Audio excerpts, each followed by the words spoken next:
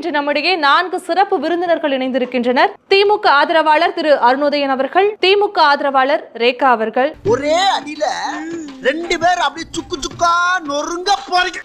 2000க்கு பிறகு குழந்தை கிட்ட வந்து ஒரு பொம்மையை கொடுத்திருக்கீங்க. யார் சார் வரே? இவரை தெரியல. இவரை தெரியலையே. அது பொம்மை வந்து வேல்யூவான பொம்மையா வேல்யூ இல்லாத பொம்மையான்னு அதுங்களுக்கு தெரியல. ஓ, இது மென்டல் ஹாஸ்பிடலா? இதை எங்கயாவது கொண்டு போய் அடைச்சு வைங்க. ஆனா இந்த ஒரு விமர்சனத்தை வந்து ஒரு ஜெனரேஷன் மொத்தத்தையும் தப்பா சொல்ற மாதிரி இருக்கு இல்லையா? அதுதானே உண்மை. ஸோ ஜென்சியை ரெண்டா பிரிக்கலாம். சிந்தனை திறன் கொண்ட ஜென்சி, சிந்திக்கும் திறன் குறைவா இருக்க ஜென்சி அப்படின்னு. ஏய் முத்துன மூஞ்சி என்ன பயங்கர ஆவாசா இது. ஸோ டிவிக்கில் இருக்கவங்க சிந்தனை திறன் கொஞ்சம் குறைவா இருக்கு ஜென்சிக்கு. யாரு டிவி கேல இருக்கு? எஸ், கண்டிப்பா, ஆப்வியஸ்லி. ஏன்டா அட்டபூச்சி வாயா, இவர் பெரிய பிட்டாக்கா பிதர் கோபாலே அப்படியே ஆவுனன் பார்ட்டிய வெறுப்பேத்தி கதி கலங்க வச்சிடுவார். தேர்தலுக்கு முன்னாடி வரைக்கும் தற்குறிகள், குழந்தைகள், பொதறிவில்ன்ற மாதிரியான விமர்சனங்களை முன் வச்ச திமுக தேர்தலுக்கு பிறகு அதே ஜென்சி அப்படிங்கிற ஒரு டேர்மை கையில் எடுத்திருக்காங்க. இது தேர்தலினுடைய தோல்வி கற்றுக் கொடுத்த பாடம்னு எடுத்துக்கலாமா? பிரமசர், நீங்க சொல்லுங்க. 2 கட்சியில இருக்கக்கூடிய அந்த ஜென்சி இளைஞர்களா இருக்கட்டும், இளைய தலைமுறைகள் எந்த கட்சியில இருக்காங்க? எந்த 2 கட்சியில சொல்றீங்க? திமுக எனக்கு தெரிஞ்சு அவ்வளவு இளைஞர்கள் இருக்கிறதா எனக்கு தெரியல. இத கேட்ட மாப்பிள மனசு என்ன பாடுபடு. ஆளக்கூடாது மாப்பு, நமக்காக ஜனங்க இருக்காங்க. அதாவது என்ன சொன்னாங்கன்னா, திமுகவில் இளைஞர்களே இல்ல. நல்லா தானே சொல்லிக்காரு. அப்புறம் இத வரவேறுங்க. இது ஒரு வயசான கட்சி. ஒத்துக்கிட மனசு இல்லனாலும் அதான் நேசம். துரைமுருகன் ஐயாவுக்கு 90+ ஆயிடுச்சு. மிஸ்டர் டீச்சர், என் வெளி தொடர்னா கொஞ்சம் வயசான மாதிரி தெரியும். ஆனா உள்ளுக்குள்ள என் இளமை ஊஞ்சல் ஆடிக்கிட்டு இருக்கு. துரைமுருகன் ஐயாவுக்கு 90+ ஆயிடுச்சு. மை டீச்சர், இந்த பித்த நிறைய பார்த்து பெரியவர்னு சொல்லிட்டாங்களே, அதுக்கு தான் ஃபீல் பண்றேன். திமுகவா இருக்கட்டும், அவர்களுடைய மேடை பிரச்சாரங்களில் அவங்க வீதி வீதியா போன இடத்துல எந்த இடத்துலயாவது ஒரே ஒரு கொச்சை வார்த்தையை அவங்க பயன்படுத்தி இருக்காங்களா? யாரையாவது தவறா சுட்டி காட்டி இருக்கிறாங்களா? ஆடு அதுவே அருவால வாயில கவிட்டு வந்து என்ன வெட்டு வெட்டுன்னு குனிதடா. எந்த இடத்துலயாவது ஒரே ஒரு கொச்சை வார்த்தையை அவங்க பயன்படுத்தி இருக்காங்களா? யாரையாவது தவறா சுட்டி காட்டி இருக்கிறாங்களா? 4 ஆயிட்டாங்க. எங்க அண்ணன் எத்தனை முறை இளையரான குஷ்போ போடுகிறார் தெரியுமா? அது ஒரே ஒரு கொச்சை வார்த்தையை அவங்க பயன்படுத்தி இருக்காங்களா? சைவம்னா படுத்துக்கிறது, வைணவம்னா நின்னுங்கிறது, நின்னுங்கனா 5 படுத்தா 10. யாரையாவது தவறா சுட்டி காட்டி இருக்கிறாங்களா? ஆனா ரேகா மேம், முன்னாள் மத்திய அமைச்சர் ஒருத்தர் மேடையிலே வந்து ஒரு சமூகத்தை குறிப்பிட்டு பேசக்கூடிய காட்சிகள்லாம் அரங்கேறி இருக்குல்ல, நாங்களும் அதை ஊடகங்கள்ல பாத்திருக்கோம்ல. வச்சுக்காதீங்க, எதா இருந்தாலும் சொல்லிட்டு அடிங்க. என்னோட கமெண்ட் கீழே எழுதியிருக்கான். யாருக்கு தெரியும்? பாத்தீங்களா, கவுளி கூட அடிக்குது. ஹலோ, நான் தான் ஃபீல் பண்ணேன். நீங்களா? நான் மட்டும் 7 கேஸுக்காக போலீஸ் ஸ்டேஷன் போயிட்டு இருக்கேன். போலீஸ் ஸ்டேஷன்ல 7 கேஸ் கொடுத்தா இது செல்லாதுங்கிறான். உங்களுக்கு எல்லாம் ஒரு பிரச்சனைனா இந்த எம்எல்ஏ கிட்ட வர்றீங்க. இந்த எம்எல்ஏக்கே ஒரு பிரச்சனைனா யாருக்கு? இதுக்கு வீடியோ ஆதாரங்கள் கேக்குறான். இப்ப எதுக்காக தரத்தரையா கண்ணீர் விட்டு அழுகுற? அப்ப என்னை காயப்படுத்தி ரேகா 20 வருஷமா இந்த வார்த்தைகளை கேட்டுட்டு இங்க பயணிச்சுட்டு இருக்கா. அவ்வளவு வெக்கமா இருந்தா எங்கேயாவது போய் விஷத்தை குடிச்சிட்டு செத்து போங்க. இதுக்கு என்ன? திமுக இருக்கக்கூடிய அந்த ஜென்சி இளைஞர்கள்லாம் இருக்காங்களே, எந்த புள்ளியில இணையறாங்க? எஸ்ஐ சார், ஐயோ இங்க பாருங்க சார், ஒரே பைத்தியங்களா இருக்கு சார். சார் டிவிகேவை ஃபாலோ பண்ற ஜென்சி ஓட் பண்ணாங்கல்ல, அந்த இளைஞர்கள் சார விஜய் சார, மரியாதைக்குரிய மாண்புமிகு முதலமைச்சர் சி ஜோசப் விஜய் சார மனிதரா பாக்குறாங்களா இல்ல மனித கடவுளா பாக்குறாங்களா அப்படின்னு டவுட் எனக்கு இருக்கு. உங்களுடைய தலைவர், கட்சி தலைவரை நீங்க என்னவா பாக்குறீங்க? நாங்க மனிதரா பாக்குறோம். மனிதரா பாக்குற நீங்க உங்க ஆட்சியில ஏன் கேள்வி கேட்கல? நீ கேட்ட ஒவ்வொரு கேள்வி என்ன செருப்பால் அடிச்ச மாதிரி இருக்குடா. நீட் தேர்வுக்கு எதிராக நீங்க வந்து போராட்டம் பண்ணி தான் உள்ள வந்தீங்க. நீட் தேர்வு நாங்க வந்தா எங்க கிட்ட வந்து தந்திரம் இருக்கு, சீக்ரெட் இருக்கு, இவ்வளவு விஷயம் சொல்லி தான் நீங்க உள்ள நல்லா தான் மேம் பேசணும். அப்படியே வாழைப்பழம் மாதிரி பேசுவான் மேம். இவன் பேசுறத பார்த்தா எப்படியா பட்டவங்கள தான் விழுந்துருவாங்க. பேசியே கவர் பண்ணுவான் மேம். இவன் 5 வருஷம் ஃபுல்லா உங்க கிட்ட கொடுத்து ஏன் நீங்க இப்ப போராட்டம் பண்றீங்க? 45 நாள்ல நீங்க கொடி பிடிச்சிட்டு நீட் தேர்வுக்கு எதிராக நாங்க போராட்டம் பண்றோம்னு சொல்லி ஜென்சி மீட்டப் வந்து நீங்க வைக்கிறீங்க. அப்ப இவ்வளவு காலம் எங்க இருந்தீங்க? திருந்துங்கடா டேய். ஐயா, இவ்வளவு நாளா மூடி கிடந்த அறிவு கண்ணே நீங்க திறந்துட்டீங்கயா. உன் கண்ணனை துருப்பிடிச்ச இரும்பு பெட்டியா பீரோவா நான் திறக்கிறதுக்கு? விஜய் சார் ஆட்சியில் எந்த தப்புமே நடந்தாலும் அது வந்து போன ஆட்சியோட குறைதான் அப்படிங்கறதான். ரொம்ப சிம்பிளா கிடையாது. நீச்சி சரி பேசாதடா, படிக்காத தற்குறிப்பில்லை. அண்மையில அண்ணா அறிவாலயத்தில் நடத்தப்பட்ட அந்த சோஃபா மாடல் அப்படிங்கிற ஒரு நாடக நிகழ்வு பாத்தீங்களா? உங்களுடைய கருத்து என்னவா இருக்கு அந்த நாடக நிகழ்வையொட்டி? இல்ல, அதான் என்னன்னா, அதை தோல்வியை எப்படி அணுகிறதுன்ற முறையை வந்து திமுக தவறுது. ஐயோ ஐயோ போச்சு போச்சு.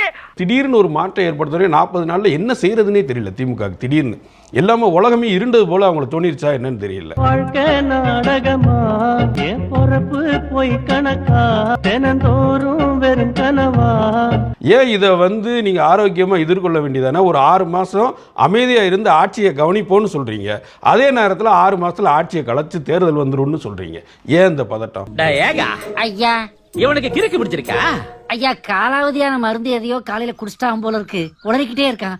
நீங்க இதை பெருசுபடுத்தாதீங்க ஐயா. திமுக ஊழல் சக்தி நான் ஏத்துக்கிறேன்.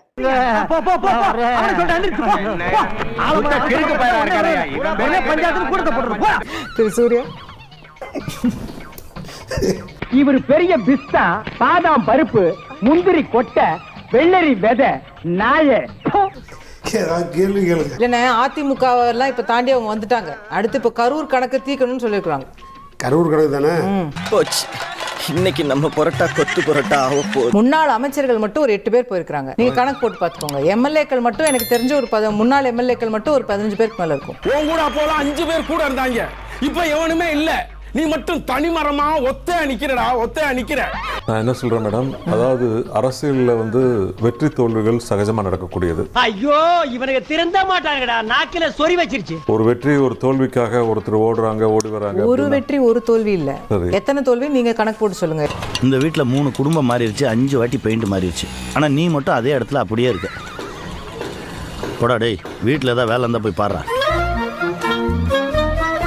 நீங்க வந்து நீங்க எனக்கு விஜயபாஸ்கர் வேண்டாம், எனக்கு சிவி சண்முகம் வேண்டாம், எனக்கு வேலுமணி வேண்டாம், எனக்கு யாரும் வேண்டாம், நான் ஜெயிச்சு காட்டுவேன் அப்படின்னு சொல்லிட்டீங்கன்னா you will be unquestioned. கரெக்ட்டுங்க. நான் என்ன ஆனா இது வரைக்கும் ஜெயிக்கவே இல்லையே. என்னடா சொல்றேன்? எதுவுமே உங்களுக்கு சீக்கிரமா புரியாது பாஸ். அதான் பாஸ். நான் என்ன சொல்றேன், கட்சியில பிரச்சனை இருக்கிறது என்பதற்காக யாரும் எங்கும் ஓடி ஒளிய முடியாது. கட்சியை வந்து எதிர்கொண்டு நடத்தி தான் ஆக வேண்டும். அந்த நடத்துகிற கட்சிக்கு ஒரு பெரிய எப்படி நடத்துறீங்கன்றதுல தான் இப்போ கேள்வி. திரும்ப திரும்ப பேசுற நீ, திரும்ப திரும்ப பேசுற நீ, திரும்ப திரும்ப பேசுற நீ, திரும்ப திரும்ப பேசுற நீ. அதுக்கு அவர் இறங்கி வர தயாராக இல்லை. அவர் வந்து கட்சியை காப்பாற்றணுன்ற ஐடியா எல்லாம் இல்ல, அவருடைய நாற்காலியை காப்பாற்ற வேண்டும். அதை முழுமையாக அவர் காப்பாற்றிக் கொள்ளும் பொழுது யாரும் இருக்க போவதில்லை பக்கத்தில்.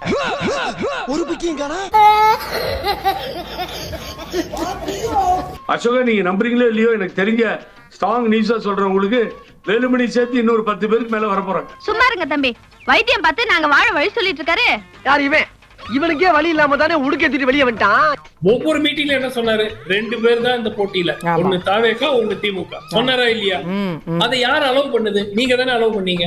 புள்ள பூச்சிக்கெல்லாம் கொடுக்கும் முளைக்கும்னு நான் என்ன கனவா கண்டேன். 6 மாசம் 1 வருஷம் இதே மாதிரி ஹெமரேஜிங் ஆச்சுன்னா எங்க உங்களுக்கு தொண்டர்கள், நீங்க தலைவர்னு உட்கார்ந்து இருக்கலாம், ஒரு சேர்ல உட்கார்ந்து இருக்கலாம். கணக்கு ராஜா, இனிமே என்ன ராஜான்னு கூப்பிடாத.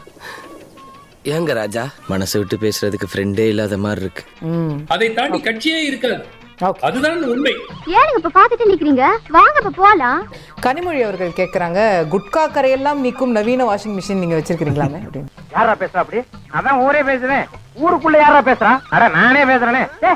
உன்னை எல்லாம் நான் மனுஷனாவே மதிக்கிறதுலடா, மயில்கல் ரேஞ்சுக்கு தான் மதிக்கிறேன். கத்ருவா பாலாஜி அவர்கள் வந்து கட்சியில இணைச்சுக்கிட்டு முன்னாள் அமைச்சர் செந்தில் பாலாஜி அவர்கள் பத்தி முன்னாள் எம்எல்ஏ குளத்தூர் எம்எல்ஏ அவர்கள் வந்து கரூர்ல பேசின எல்லாத்துக்கும் தெரியும்.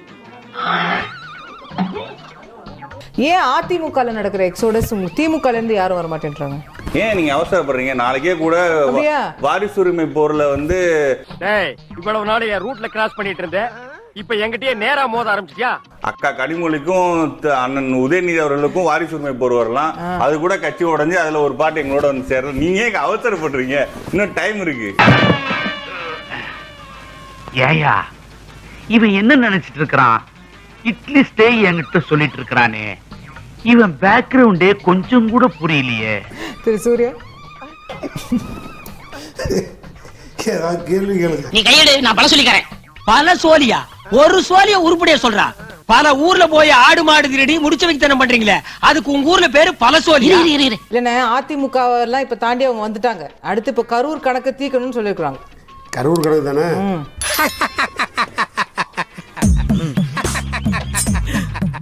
எங்க கூட்டணியில இருந்து, அதாவது ஒரு 50 வருஷத்துக்கு முன்னாலே போக வேண்டிய கம்பெனி 20 வருஷத்துக்கு முன்னால பின்ன ஏன் கூட சேர்த்து வச்சிருந்தீங்க?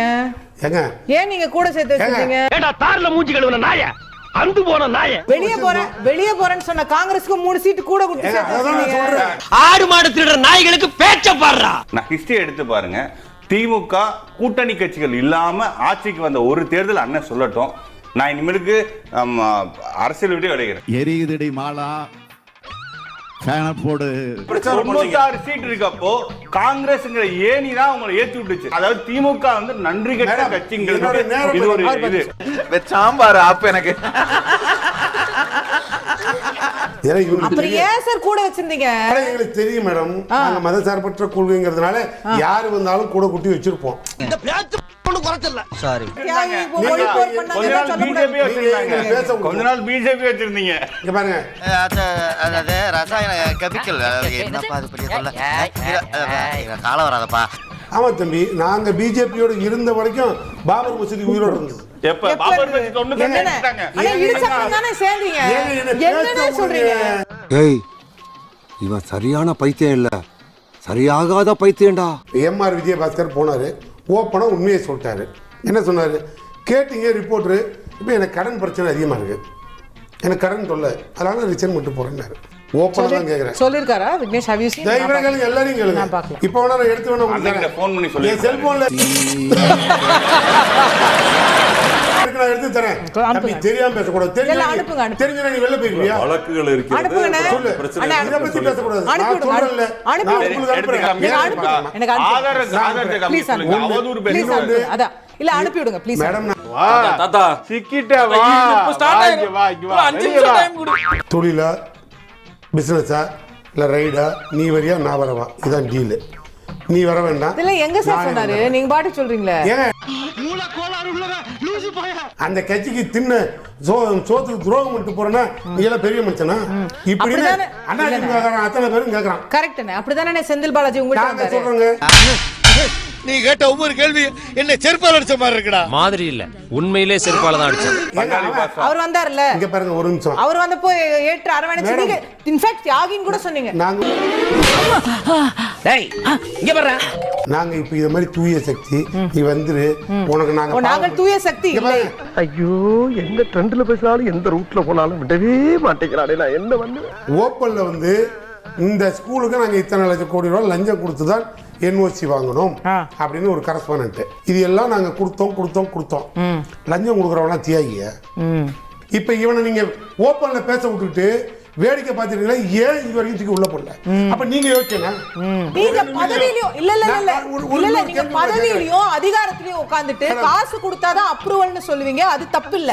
இந்தியா விட்டு வெள்ளக்காரனை விரட்டுறது முக்கியம் இல்லடா, உங்கள மாதிரி மாமூல் வாங்குற பசங்களை விரட்டினா தாண்டா இந்த நாடே உருப்படும். ஆதாரம் இருக்கா சார்? யாரா இருந்தா என்ன சார்? யாரோ சார் நீங்க உங்ககிட்ட ஆதாரம் கொடுத்தா சொல்லிட்டானே சார். 1000 பேரை பார்த்திருக்கிறேன், ஆனா உன்ன மாதிரி ஒரு டுபாக்கூரை நான் பார்த்ததே இல்ல. தாவேகா ஆட்சி நல்ல மாற்றமா ஏமாற்றமா? பாய்ஸ் நல்ல ஆக்ஷன் பிளாக் மாட்டிருது, ஃபுல் என்ஜாய்மெண்ட் தான், வாங்கடா. திமுகவை ஒழிக்க அண்ணா திமுக ஆரம்பிக்கப்பட்டது, திமுகவை ஒழிக்க நாம் தமிழர் ஆரம்பிக்கப்பட்டதாக சொல்லப்பட்டது. இன்று மூவரும் ஒரே அணியில் நிற்க வைத்தது மாற்றமா இல்லையா? காண கண்கோடி வேண்டும். திமுக, அதிமுக, நாம் தமிழர். ஏமாத்தி போட்டாங்க பெரியப்பா, நல்லா நம்ப வச்சு மோசம் பண்ணிட்டாங்க பெரியப்பா. கேட்ட பையன் சார் இந்த பால்சாமி.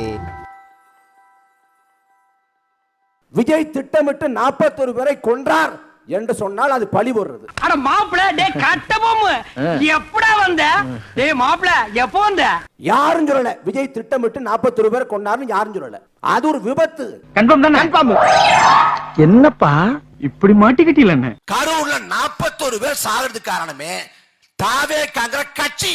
டேய் பிசினஸ் ஸ்டார்ட் பண்ணி இவன் தலையை உள்ள விடுறான். ஐயோ, நீ வழக்க போடு, மயில போடு, விஜய் தான்டா காரணம். 41 பேர் செத்து விழுந்ததுக்கு காரணம் தமிழ்நாட்டின் முதலமைச்சராக இருக்கக்கூடிய விஜய். ஐயோ, இவன் என்ன ஜென்மம், சரியான சாக்கடையா இருப்பான் போல் இருக்கு. திமுகவோட மோசமான ஆட்சி காலம் என்றால் 2006 2011. அதிமுக ஆட்சியிலே மோசமான ஆட்சி காலம் என்றால் 91 96. ஏதோ பேசுறதுக்காக நான் பேசிட்டு இருக்காத, நேரத்தை கடத்தாத, நல்ல விவரமா பேசு. இந்த ஆட்சியை விட மிக மோசமான ஆட்சியாக இந்த தாவே காட்சி இருக்க போகுது. 50 நாள்ல அது தெரிஞ்சிருச்சா? ஆனா இந்த தாவேகா வந்து மாற்றா இருக்க போதா இல்ல? இவ்வளவு பேசுறீங்க மாற்றம்னு, 15 ஆண்டுகளுக்கு மேல பேசுறீங்க. 15 வருஷமா டேரா போட்டுக்கிட்டு குறுக்கவும் நெடுக்கவும் அலைஞ்சிட்டு இருக்கிறீடா. ஆனா உங்களை மக்களை நம்பலையே, இவங்கள தானே நம்பி ஆட்சியில உட்கார வச்சிருக்காங்க. நீ கேட்ட ஒவ்வொரு கேள்வி என்ன செருப்பால் அடிச்ச மாதிரி இருக்குடா. மாதிரி இல்ல, உண்மையிலே செருப்பால தான் அடிச்சது. அது வரலாற்று பிழை. உங்களை ஏற்றுக்கொண்டால் வரலாற்று சரி, உங்களை ஏற்றுக்கொள்ளவில்லை நிராகரித்திருந்தால் வரலாற்று பிழை என்றால் எங்கள் மக்கள் தொடர்ந்து அந்த வரலாற்று பிழையை செய்வார்கள். இந்த டீயை விட கப்பு ரொம்ப சூடா இருக்கு, ஏன்னு தெரியல. 16 ஆண்டு காலம் வந்து ஈரோன் சிரமலா மண்ணுக்காக மக்களுக்காக பட்டினி போராட்டம் நடத்தினாங்க. ஆனா மக்கள் அங்க தேர்தல் என்னப்ப அந்த ஈரோன் சிரமலாக்கு போட்ட ஓட்டு 76 ஓட்டு. அதனால தேர்தல் வெற்றி தோல்வி வச்சு மதிப்பிட முடியாது. சூதுல தருமனே நாட்டை விட்டுட்டு போயிருக்கா, என்னமோ எதுக்கு போய் முறைக்கிற? வெற்றியும் தோல்வியும் வீரனுக்கு ஜகஜம். பொதுவான ஒரு கேள்வி, நான் அவங்கள சொல்லலப்பா, பொதுவாக ஒரு கேள்வி. 2 வருஷம் செஞ்சா பயிற்சி, ஒரு 5 வருஷம் எடுத்தா முயற்சி, 15 வருஷமா ஒண்ணுமே சீண்டாம ஒருத்தர் போட்டு உட்காந்துருந்தாங்கன்னா, ஐயா 15 வருஷமா ஒரு இடத்துல அப்படியே கிடந்துச்சுன்னா அது போனோம். என்ன பாக்குற? துப்புறானேனா உன்ன மூஞ்சில வேற யாரும் துப்ப விடாது பாரு, அதான் நான் துப்புறேன். தோத்துக்கிட்டே இருக்கீடா. அதனால இந்த ஆட்சிங்கிறது மாற்றம் இல்லை, ஏமாற்றம் தான். இந்த காட்ஸில்லா படங்கள்லாம் வரும், கடல் ரொம்ப அமைதியா இருக்கும், திடீரென்று காட்ஸில்லா எழுந்து நின்று கர்ஜிக்கும்.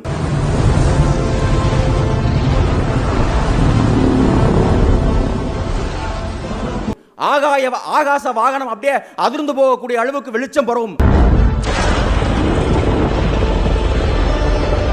அதுபோல் அமைதியாக இருந்த விஜய் மக்கள் இயக்கம் என்கிற ஒரு அமைப்பு 2 ஆண்டு காலத்திற்குள் எழுந்து நின்று 1.25 கோடி வாக்குகளை பெற்றிருக்கிறது என்றால் இதை விட மிகப்பெரிய அரசியல் மாற்றத்தை உங்களால் எப்பொழுது பார்க்க முடியும்? அழிச்சாலும் அழியாது அவன்தானே ஜனநாயகன். தாவேகா 2026 நடைபெற்ற சட்டமன்ற தேர்தலிலே வெற்றி பெற்று விட்டார்கள் என்பது எங்களை பொறுத்த வரைக்கும், என்னை பொறுத்த வரைக்கும் அது ஒரு விபத்து. லைட்டா போறாங்க, நல்லா க்ளோஸ் பண்ணிட்டா சார், டக்குன்னு கொஞ்சம் பொறாமை வெண்மத்தை கக்கிட்டு போறான். 50 நாள் இந்த ஆட்சி நடந்திருக்கு. இந்த மக்கள் எதை எதிர்பார்த்து வாக்களித்தார்கள்? என்ன சார் இது? இது மாற்றமா சார்? இது பெருத்த ஏமாற்றம், இது பெருத்த ஏமாற்றம். கருத்தட ஆபரேஷன் பண்ண பண்ணி மாதிரி குதிச்சிட்டு இருக்கிற சகோதரர் கல்யாண சுந்தரம் அவர்கள் சொன்னாரு, இது வெறும் ஏமாற்றமாக தான் இருக்கு அப்படின்ட்டு. சிஎம் ஆகலான்னு ஆசைப்பட்டார் எடப்பாடி, நடக்கல, ஏமாற்றமாக தான் இருக்கும் உங்களுக்கு. அதை வேற ஞாபகப்படுத்திட்டீங்க. நெஞ்சமெல்லாம் பொண்ணு அறக்கு தம்பி, மறக்க முடியல.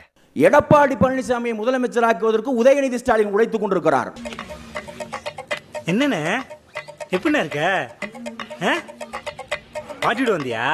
உதயநிதி ஸ்டாலின் மீது ஏதாவது விமர்சனம் வந்தால் அதிமுக ஐடி விங் எங்க மேல பாயுது. அம்பாசமுத்திரத்தில் சீமானை நிறுத்தி வைத்து சட்டசபைக்குள் எங்களுக்கு எதிராக சதி செய்யலாமா என்று இவர்கள் வந்து கூட்டாலோசனையில் இருக்கிறார்கள். இப்ப இந்த 3 பேருக்கு யாரு தலைவர்னு இவங்களுக்கே தெரியல. எங்க கொண்டு வந்து நிறுத்திக்கிற பாத்தியா? இனிமே தமிழ்நாட்டில் போஸ்டர் எடுத்து ஒட்ட வேண்டும் என்றால் எடப்பாடி பழனிசாமியுடைய உண்மை தொண்டர் உதயநிதி ஸ்டாலின், எடப்பாடி பழனிசாமியுடைய உண்மை விசுவாசி உதயநிதி ஸ்டாலின். அதாவது இன்னைக்கு 2 பேருக்கு தான் போட்டிய. ஒன்று அழுவினிக்கு, இன்னொன்று புழுவினிக்கும். ஒவ்வொரு மண்டபமா தேடி தேடி போய் அழுகுது அழுவினி. இளவு வீட்டுல கும்பலையா கூட இவ்வளவு அழுக மாட்டாளுங்க, ஆனா நீ இந்த ஆளே அழுகிறியடா. இந்த ஆளே அழுகிற நீ. அவன் மண்டபத்து வெளியில போர்டு வைக்கிறான், எப்பா கல்யாண வீட்டுக்கு வந்தா கல்யாணத்தை மட்டும் பேசி ஒப்பாரி வைக்கிறான் போர்டு வச்சுட்டு இருக்கிறான்.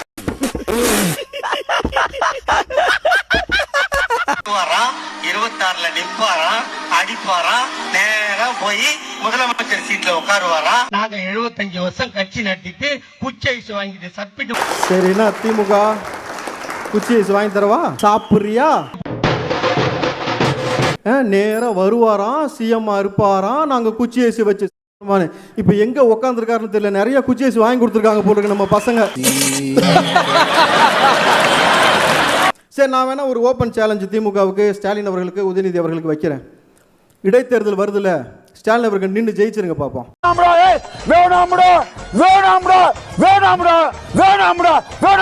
நிற்பதற்கு உங்களால முடியுமான்னு நான் கேட்கிறேன். என்ன இவ்வளவு சொல்ல பாக்குறேன், நடக்காதா?